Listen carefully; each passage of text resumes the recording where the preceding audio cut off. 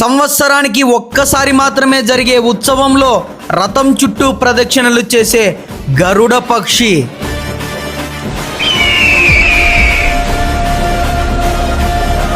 ఇక్కడున్న నరసింహస్వామి గుడి లోపల పేటికలో ఉన్న రహస్య శక్తి ఏంటి?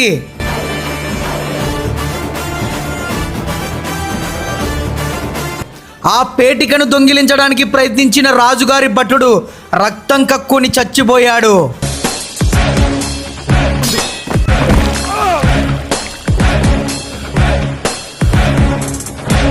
గుహాలయంలో వేడి విషజ్వాలలు వదులుతున్న స్వామి.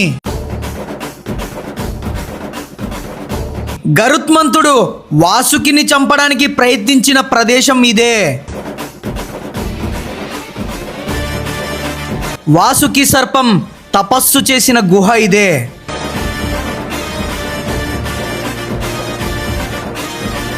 ఇక్కడ స్నానం చేస్తే దీర్ఘకాలిక చర్మ వ్యాధులు పోతాయి. 900 సంవత్సరాల క్రితం ఒక పుణ్య పురుషుడు 1000 సంవత్సరాల తర్వాత మళ్ళీ తిరిగి వస్తానని ఆ కొండల వెనక్కి వెళ్ళి ఇప్పటికీ అక్కడే ఉన్నాడు. అసలు ఆ పుణ్య పురుషుడు ఎవరు?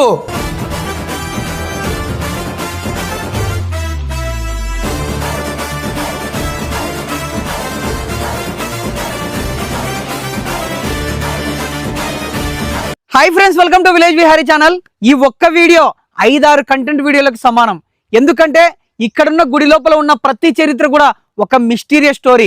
అలాంటి ఈ గుడి ఎక్కడుందంటే కర్ణాటక రాష్ట్రంలోని మంగళూరు దగ్గరలో కుక్కే సుబ్రహ్మణ్య స్వామి దేవాలయం. ఈ గుడి చుట్టూ కూడా మొత్తం అడవి ప్రాంతం. అలాగే ఇక్కడ ప్రవహించే ఒక నది కూడా ఉంటుంది. ఆ నది పేరే మహీనది. గంగా నదితో సమానం అన్నమాట. అలాంటి గొప్ప పవిత్రమైన నది. పురాణాల నుంచి మొదలు పెడితే రాజుల వరకు ఇక్కడ ఈ గుడి లోపల ఎన్నో వింతలు జరిగాయి. అవన్నీ కూడా మనం ఈ వీడియోలో తెలుసుకుందాం. పదండి, ఆలస్యం చేయకుండా వీడియోని స్టార్ట్ చేద్దాం. Let's start our video. Kukke Subrahmanya Swami ఆలయానికి ఎంటర్ అయ్యాం. ఇది గుడి బయట ప్రాంగణం. ఇప్పుడు మనం స్వామివారి దర్శనానికి వెళ్తున్నాం.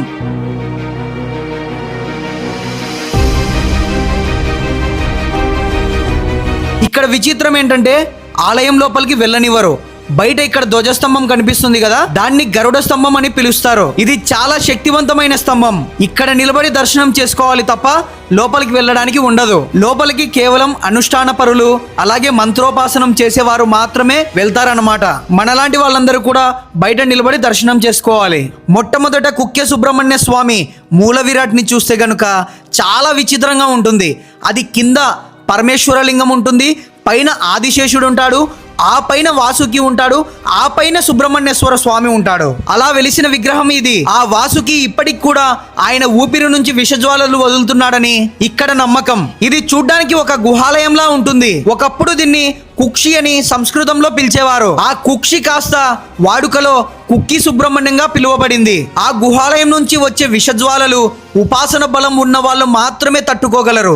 సామాన్యులు భరించలేరు, రోగాలు వస్తాయని చెప్పి దాన్ని న్యూట్రలైజ్ చేయడం కోసం ఇక్కడ గరుడ స్తంభాన్ని ప్రతిష్ఠించారు. అందుకే ఈ స్తంభం చాలా శక్తివంతమైందన్నమాట. ఆ స్తంభం విష ఊపిర్లను న్యూట్రలైజ్ చేయడం కోసం ఏర్పాటు చేశారు కాబట్టి ఆ స్తంభం పక్కనే మనం దర్శనం చేసుకునేలా ఏర్పాటు చేయడం జరిగింది. ఇక్కడికి వచ్చిన వాళ్ళు చాలా మంది కూడా గమనించరు కానీ సంపూర్ణ నరసింహస్వామి దేవాలయం ఇక్కడ ఉంటుంది. లోపలికి వెళ్ళి చూడండి. ఇక్కడ ఒక రహస్యం ఉందన్నమాట. ఇక్కడ ఒక పేటిక ఉంటుంది. ఆ పేటిక లోపల నరసింహస్వామి శక్తి కలిగి ఉంటుందని, అభేద్యమైన శక్తి అందులో ఉందని, అది ఎన్నో సంవత్సరాల నుంచి కాపాడుకుంటూ వస్తున్నారు. అసలు ఆ పేటిక ఎక్కడి నుంచి వచ్చిందో తెలుసా? మధ్వాచార్యుల వారు హిమాలయాలకు వెళ్ళినప్పుడు వ్యాస మహర్షి దర్శనం చేసుకొని, ఆ దర్శనం చేసుకున్న తర్వాత వ్యాస మహర్షి గారు వ్యాసముష్టి అని పెద్ద పెద్ద సాలెగ్రామాలు అలాగే చాలా శక్తివంతమైన నృసింహశిలని మధ్వాచార్యుల గారికి ఇచ్చి భారతదేశంలో వీటిని స్థాపించమని అనుగ్రహించారు. ఆయన ఆ 6 సాలెగ్రామాలని ఈ నృసింహశిలని కుక్కే సుబ్రహ్మణ్యంలో పెట్టారు. మధ్వాచార్యుల గారు నరసింహ శక్తిని ఒక సంపుటిలోని పెట్టెలో బంధించి ఆ పేటికను ఎవ్వరూ తెరవకుండా దాన్ని పూజలు చేయించి అప్పట్లో ఇక్కడ పీఠాధిపతిగా ఉన్న విష్ణు తీర్థులు గారికి ఇచ్చారు. అలా దాని తర్వాత ఎంతో మంది పీఠాధిపతులు మారుతూనే వచ్చారు. కానీ ఇప్పటికి కూడా ఆ పేటికను కాపాడుతూనే వస్తున్నారు. మధ్వాచార్యులు గారు తీసుకొచ్చిన ఆ 6 సాలెగ్రామాలు ఇప్పటికి కూడా మనం ఇక్కడ చూడొచ్చు. ఆ పేటికను మనం అంత ఈజీగా చూడలేము. ఎందుకంటే పీఠాధిపతులు గారు వచ్చినప్పుడు మాత్రమే ఆ పేటికను తీసుకొని వస్తారు. ఇలాంటి శక్తివంత శక్తివంతమైన పేటిక ఒకటి ఉంది అంటే దాన్ని తెరవడానికి ఎవరు ప్రయత్నించకుండా ఉంటారనుకుంటున్నారా? ఖచ్చితంగా దీన్ని తెరవడానికి ఒక రాజు అయితే ప్రయత్నించాడు. ఆ రాజే బల్లాల రాయ మహారాజు. ఆయన ఎవరంటే ఈ ప్రాంతంలో ఉన్న హొయసలకు రాజు. ఆయన కిందనే ఈ కుక్కే సుబ్రహ్మణ్య స్వామి ప్రాంతం ఉండేది. ఆయన ఈ పేటిక గురించి తెలుసుకున్న తర్వాత అసలు ఆ పేటికలో రహస్యం ఏముంది ఖచ్చితంగా నేను తెలుసుకుంటాను, ఖచ్చితంగా దాన్ని పగలగొట్టి తెరుస్తానని చెప్పి శపథం చేసి మరి దాన్ని తెరవడానికి ప్రయత్నించాడు. అక్కడున్న పీఠాధిపతులు రాజుగారికి ఎంతగానో చెప్పడానికి ప్రయత్నించారు. ఇది చాలా శక్తివంతమైనది, ఇది తెరిస్తే మీరు ఎన్నో ప్రమాదాలను ఎదుర్కోవాల్సి ఉంటుందని చెప్పారు. కానీ రాజు వినలేదు. ఆ పేటికలను దొంగలించి మరి తీసుకొని వెళ్ళి పగలగొట్టడానికి ఎంత ప్రయత్నించినా కూడా మొట్టమొదటి ప్రయత్నంలోనే ఆయన అలసిపోయాడు. ఎంత పగలగొట్టడానికి ప్రయత్నించినా కూడా ఆ పేటిక తెరవడం లేదు. తర్వాత కొంతమంది స్వర్ణకారులను పిలిపించి దాన్ని విరగ్గొట్టాలని ఆదేశించాడు. అప్పుడు వారు ఏం చెప్పారంటే, రాజుగారు ఇది ఎంతో శక్తివంతమైన పేటిక, దీన్ని మేము తెరవలేము, దయచేసి మమ్మల్ని క్షమించండి అని చెప్పి వెళ్ళిపోయారు. ఇంకొక వ్యక్తికి డబ్బు ఆశ చూపించి ఆ పేటికను పగలగొట్టిద్దాం అనుకున్నాడు. కానీ ఆ వ్యక్తి కూడా శతవిధాల ప్రయత్నాలు చేసి చివరికి రాత్రి విచిత్రమైన పరిస్థితిలో చనిపోయాడు. అప్పటికి కూడా రాజుకి జ్ఞానం రాలేదు. ఆలోచించడం మానేసి ఈసారి ఏనుగుని పిలిపించి ఏనుగు చేత ఆ పేటికను తొక్కించడానికి ప్రయత్నించాడు. అప్పుడు రాజుగారికి ఒళ్ళంతా మంటలు మొదలయ్యాయి. ఇన్ని ప్రయత్నాలు చేసినా కూడా ఆ పేటికకు ఏమీ కాలేదు. దాని తర్వాత రాజుగారు తను చేసిన తప్పును తెలుసుకొని ఆ పీఠాధిపతుల కాళ్ళ మీద పడి తనను క్షమించమని కోరాడు. తను చేసిన పాపాన్ని శుద్ధి చేయమని ఆ పీఠాధిపతులను వేడుకున్నాడు. అలా శుద్ధి చేసిన తర్వాత ఆ రాజుగారికి ఒళ్ళు మంటలు తగ్గిపోయాయి. అలా ఈ సంఘటనకు గుర్తుగా రాజుగారి విగ్రహం ఇక్కడ పెట్టి విగ్రహానికి వెన్న కూడా రాస్తారని చెప్తారు. కానీ ఇక్కడ రాజుగారి విగ్రహం అయితే కనిపించలేదు మాకు. ఖచ్చితంగా మీరు వచ్చినప్పుడు ఇక్కడ నరసింహస్వామి దేవాలయాన్ని దర్శించడం మాత్రం మర్చిపోవద్దు. మనం కుక్కే సుబ్రహ్మణ్య స్వామిని దర్శించిన తర్వాత మనం వచ్చిన ద్వారం కాకుండా ఇంకో ద్వారం అయితే వెనక పక్క ఉంటుంది. అక్కడి నుంచి మనము ఆది సుబ్రహ్మణ్య స్వామి దగ్గరికి అయితే చేరుకోవాలి. ఇక్కడ మనకు యాత్ర కంప్లీట్ గా అంటే సంపూర్ణంగా జరగాలంటే పురాణాల ప్రకారం అయితే ఈ రెండు కూడా దర్శించుకుంటే ఆ పుణ్య ఫలితం అనేది ఉంటుంది అనమాట. ఈ ఆది సుబ్రహ్మణ్య గర్భాలయంలో వచ్చేసి మనకు ఒక పుట్ట, అక్కడ ఒక పడగ లాంటిది అయితే ఉంటుందన్నమాట. పురాణాల ప్రకారం ఇక్కడ జరిగిన చరిత్ర ఏంటంటే, గరుత్మంతుడు తల్లి అయిన వినతాదేవిని పాములు మోసం చేస్తాయి. అప్పుడు గరుత్మంతుడికి కోపం వచ్చి ఆ పాములన్నిట్లను కూడా చంపేయడం మొదలు పెడతాడు. అన్ని పాములు చంపేసిన తర్వాత చివరగా వాసుకి అనే పాముని కూడా చీల్చి చెండాడుతాడు. చివరికి అది చచ్చిపోయే స్థితిలో ఉంటుంది. ఆ సమయంలో కశ్యప ప్రజాపతి ఇక్కడికి వచ్చి, నాయన గరుత్మంత, నువ్వు ఒక్క పాము చేసిన తప్పుకి ఇన్ని పాములను చంపడం చాలా తప్పు, ముందు ముందు ఇలాంటి తప్పులు ఇంకెప్పుడు చేయకూడదని చెప్పి ఇక్కడ నుంచి వెళ్ళిపోమని చెప్తాడు. ఒంటి నిండా గాయాలున్న ఈ వాసుకి సర్పము ఆ ఈశ్వరుడి కోసం ఈ ప్రదేశంలోనే, ఈ గుడి ఉన్న ప్రదేశంలోనే తపస్సు చేస్తుందన్నమాట.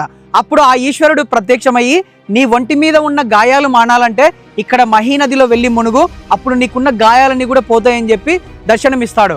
అది మాత్రమే కాకుండా ఇక్కడ ఎలాంటి చెడు కర్మలు చేసిన వారికైనా విముక్తి కలుగుతుందని చెప్పి ఆ ఈశ్వరుడు చెప్పడం జరిగింది. అప్పుడు ఆ వాసుకి సర్పము ఆ ఈశ్వరుణ్ణి ఇలా అడుగుతుంది, స్వామి మీరు చెప్పినట్టుగానే నేను వెళ్ళి మహీనదిలో స్నానం చేసి వస్తాను, అయినప్పటికీ నన్ను మళ్ళీ గరుత్మంతుడు వచ్చి చంపుతాడేమో అని భయంగా ఉంది అని స్వామికి చెప్పగానే అప్పుడు స్వామి ఏం చెప్పారంటే, నాయన వాసుకి, నువ్వు ఎలాంటి భయపడాల్సిన అవసరం లేదు, అదే ప్రదేశంలో నువ్వు తపస్సు చేసుకుంటూ ఉండు, ఏదో ఒక రోజు ఇక్కడికి ఆ కుమారస్వామి వస్తాడు, ఆయనను నువ్వు వేడుకుంటే ఈ సమస్య నుంచి నిన్ను బయటికి తీసుకొస్తాడని చెప్తాడు. అలాగే ఆ గరుత్మంతుడు కూడా స్తంభం రూపంలో ఉండి నిన్ను అనుగ్రహిస్తాడు అని చెప్పి స్వామివారు చెప్పడం జరిగింది. అలా వాసుకి తపస్సు చేస్తూ ఉండగా కుమారస్వామి ఈ ప్రదేశానికి వచ్చి ఆ వాసుకి దర్శనమిస్తారు.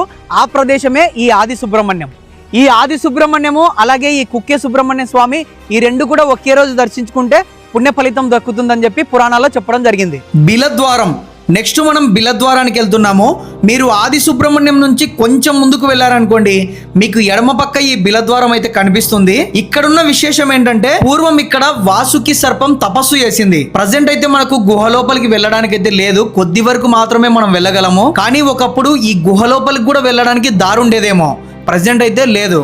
నెక్స్ట్ టెంపుల్ బ్యాక్ సైడ్ వచ్చేసి సర్ప సంస్కారం అనే ఒక ప్రదేశం ఉంటుంది. మీలో చాలా మంది కూడా జ్యోతిష్యం చెప్పించుకున్నప్పుడు వాళ్ళు జ్యోతిష్యంలో ఏం చెప్తారంటే, మీకు సర్పదోషం ఉంది, మీ పూర్వీకులు ఎవరో మహాసర్పాన్ని చంపేశారని చెప్పి ఉంటారు కదా, అందుకే మీకు పిల్లలు పుట్టడం లేదని కూడా చెప్పే ఉంటారు. సో అలాంటి వారి కోసం ఇక్కడ సర్పయాగం అనేది చేస్తారనమాట. ఈ ప్లేస్ లో ఈ సర్పయాగం కూడా చాలా ఫేమస్ అనమాట. పిల్లలు పుట్టక చాలా మంది ఇబ్బంది పడుతూ ఉంటారు కదా, మీరు ఏదైనా యాగం చేపించాలనే ఆలోచనలో ఉంటే ఇక్కడ చేపించడం చాలా మంచిది. ఎందుకంటే చాలా మంది కూడా ఇక్కడికి వచ్చిన వాళ్ళు వాళ్ళకు పిల్లలు పుట్టారు, చాలా మంచి జరిగిందని చెప్పి నమ్ముతారు. సో వీలైతే ఒకసారి ప్రయత్నం చేయండి. కుక్కే సుబ్రహ్మణ్య స్వామి గుడిలోకి వెళ్లే ముందు మనకి ఇక్కడ 2 రథాలు అయితే కనిపిస్తాయి. ఒకటి పెద్ద రథం వచ్చేసి బ్రహ్మరథము, చిన్న రథం వచ్చేసి పంచమీ రథము. ఇక్కడ సంవత్సరానికి ఒక్కసారి సుబ్రహ్మణ్య షష్ఠి జరుగుతుంది. ఆ రోజు ఈ పెద్ద బ్రహ్మరథంలో సుబ్రహ్మణ్య స్వామిని ఊరేగిస్తూ ఉంటారు. సంవత్సరానికి ఒక్కరోజే ఆ రోజు ఒక వింత జరుగుతుంది అనమాట. ఏంటంటే ఆ రథం చుట్టూ కూడా ఎక్కడి నుంచో ఒక గరుడ పక్షి వచ్చి అక్కడ ప్రదక్షిణలు చేసి వెళ్తాది. ఇది ఇంకెప్పుడు కూడా జరగదు, కేవలం ఆ ఒక్క రోజు మాత్రమే జరుగుతుంది. ఇది చాలా వింత ఘటన అని చెప్పుకోవచ్చు. నెక్స్ట్ మనం కుమారధారకు వెళ్తున్నాము. మనం మెయిన్ టెంపుల్ కి వెళ్లే ముందు ఇక్కడ స్నానం చేసి వెళ్ళాము. ఎందుకంటే ఈ ప్రదేశం చాలా పవిత్రమైనది. ఖచ్చితంగా మనం ఇక్కడికి వచ్చినప్పుడు మిస్ అవ్వకుండా ఇక్కడ స్నానం చేసి వెళ్ళాలి. ఎందుకంటే ఇది గంగా నది ఎంత పవిత్రమైనదో ఈ ప్రదేశంలో ఈ కుమారధార అంత పవిత్రమైనది. వాసుకి స్నానం చేసి అన్ని రోగాలు పోగొట్టుకొని స్వస్థుడయ్యాడని అన్నాం కదా, ఆ నది ఇదే. అసలు దీనికి కుమారధార అని పేరెందుకు వచ్చిందో తెలుసా? కుమారస్వామి తారకాసుని శూరపద్ముని సంహరించిన తర్వాత ఆయన ఆయుధాన్ని కడగడానికి ఈ ప్రదేశానికే వచ్చాడు. దీన్ని మహీనది కూడా అంటారు. కుమారస్వామి ఇక్కడికి వచ్చాడు కాబట్టి దీన్ని కుమారధార అని పిలుస్తారు. ఆ తర్వాత సుబ్రహ్మణ్య స్వామి వాసుకి దర్శనమివ్వడం, ఈ ఆలయంలో వెలియడం జరిగింది. అందుకే ఈ కుమారధార చాలా శక్తివంతమైనది. ఎంతో మందికి దీర్ఘకాలిక చర్మ వ్యాధులు ఉంటే ఇక్కడ స్నానం చేస్తే పోతాయని నమ్ముతారు. ఇప్పుడు 1000 సంవత్సరాల కిందట జరిగిన ఒక మిస్టీరియస్ స్టోరీని అయితే తెలుసుకుందాము. ఈ కుక్కే సుబ్రహ్మణ్య స్వామి గుడి వెనకలైతే 3 పర్వతాలు ఉంటాయి. ఫస్ట్ పర్వతం శేషనాగుని వలె ఉంటుంది అనమాట. సో దీన్ని శేష పర్వతం అంటారు. రెండోది కుమార పర్వతం, మూడోది వచ్చేసి సిద్ధ పర్వతం. అందరూ కూడా శేష పర్వతము అలాగే కుమార పర్వతం వరకు వెళ్ళగలరు. సిద్ధ పర్వతం వరకు ఎవ్వరు కూడా వెళ్ళలేరు. ఎందుకంటే అక్కడ ఒక మిస్టీరియస్ స్టోరీ ఉందన్నమాట. పూర్వం ఇక్కడ మధ్వాచార్యుల సోదరుడైన విష్ణుతీర్థులు ఉండేవారు. ఆయన ఇక్కడ మొట్టమొదటి పీఠాధిపతి. విష్ణుతీర్థులు గారు సన్యాస దీక్షను స్వీకరించి పీఠాధిపతిగా ఉండేవారు.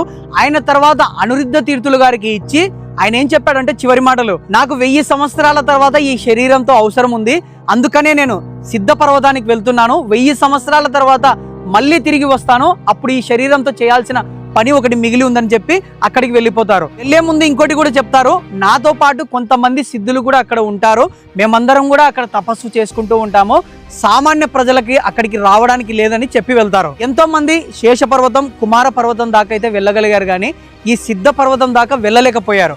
కొంతమంది నాస్తికులు ఇదంతా అబద్ధము, మేము ఎక్కడికైనా వెళ్ళగలము, మేము ఏదైనా చేయగలం అనేవారు. కొంతమంది ఆ సిద్ధ పర్వతానికి వెళ్ళి తిరిగి కూడా రాలేదంట. సో అంత శక్తివంతమైన ప్రదేశము. ఇప్పటికీ ఆయన వెళ్ళి 900 సంవత్సరాలైందనమాట. ఇంకో 100 సంవత్సరాల్లో ఆయన తిరిగి వచ్చే అవకాశం ఉంది. ఆయన చేయవలసిన పని కూడా చేయబోతున్నాడని మనం చెప్పుకోవచ్చు. ఫ్రెండ్స్, మీ అందరికీ తెలుసు, మనం వచ్చేసి హిందూ కల్చర్ అనే వెబ్సైట్ ని స్టార్ట్ చేశాము. ఆల్మోస్ట్ చాలా మందికి కూడా మనం కరుంగలి మాలలు పంపించాం అనమాట. ఇది మన కంపెనీ బాక్స్, ఇందులోనే మీకు పంపిస్తాము. అలాగే వీటితో పాటు లేబుల్స్ ఉంటాయి. ఇంకా కరుంగలి మాలలు 3 సైజులు 6mm, 7mm, 8mm అన్ని అవైలబుల్లో ఉన్నాయి. అలాగే వాటిలో ఎలక్ట్రోప్లేటెడ్ సిల్వర్ లో కూడా అవైలబుల్ ఉన్నాయి. ఇవి మాత్రమే కాదు, కరుంగలిలో ఇంకా చాలా ప్రోడక్ట్స్ ఉన్నాయి, మీరు వెబ్సైట్ లో చెక్ చేయొచ్చు. అలాగే వీటితో పాటు నెక్ అండ్ నీకి 2 దానిలకు కూడా పనికొచ్చే మసాజర్ కూడా మన దగ్గర అవైలబుల్లో ఉంది. ఒకవేళ మీరు కావాలంటే మెసేజ్ చేయండి. ఇది కూడా చూడండి, స్కాల్ఫ్ మసాజర్ బాగా సమ్మగా ఉంటుంది. ఒకవేళ మీకు వీటి అవసరం ఉంటే ఖచ్చితంగా ఇక్కడ కనిపిస్తున్న వాట్సాప్ నెంబర్లో మెసేజ్ చేసి కూడా మీరు ఆర్డర్ చేసుకోవచ్చు. ఇంకా చాలా మందికి కూడా ఉండే డౌట్ ఏంటంటే ఇది ఒరిజినలా కాదా, వాటర్లో ముంచితేనో లేకుంటే ఇంకోటో కాదు.